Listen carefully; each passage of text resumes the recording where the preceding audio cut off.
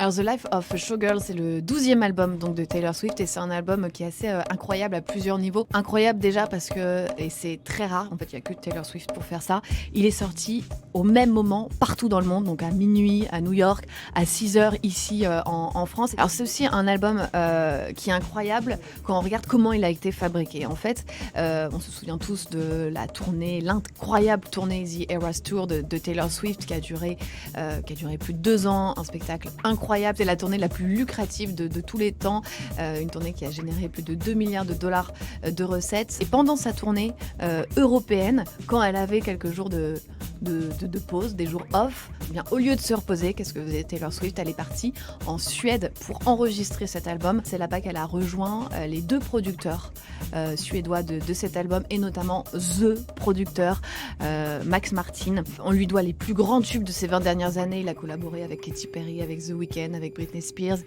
C'est vraiment un faiseur de tubes. Ils sont vraiment 3 à avoir travaillé sur cet album, les 2 producteurs suédois et elle. C'est elle qui écrit, qui coécrit, qui compose donc toutes ces chansons.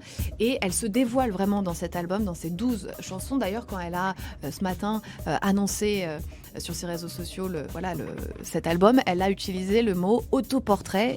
Si vous pensiez que le grand spectacle était fou, dit-elle, peut-être devriez-vous jeter un œil derrière le rideau. Voilà, c'est comme ça qu'elle vend cet album. Pour l'instant, il n'y a pas encore de tournée, mais elle nous réserve évidemment, comme à chaque fois avec Taylor Swift, beaucoup de surprises. Par exemple, ce soir, dans une 50aine de pays, il y aura un film qui va être projeté au cinéma à minuit 12 précisément, où les fans vont pouvoir découvrir toutes les coulisses de la création de cet album et pourront découvrir aussi en avant-première le clip de The Fate of Ophelia.